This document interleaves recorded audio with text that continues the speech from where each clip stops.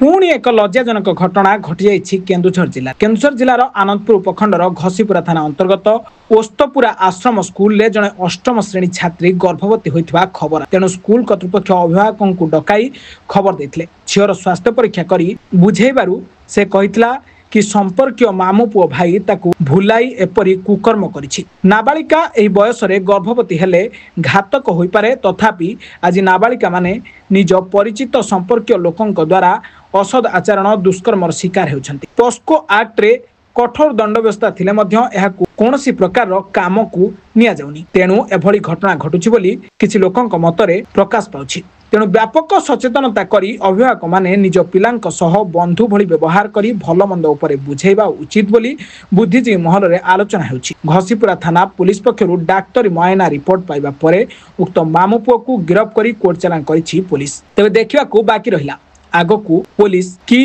पदक्षेप नेउछि। एमिति घटना तो केन्दुझर रे बारंबार घटुछि। केन्दुझर रु दशरथ बारिकिंग रिपोर्ट, ब्लैकेट न्यूज ओडिया।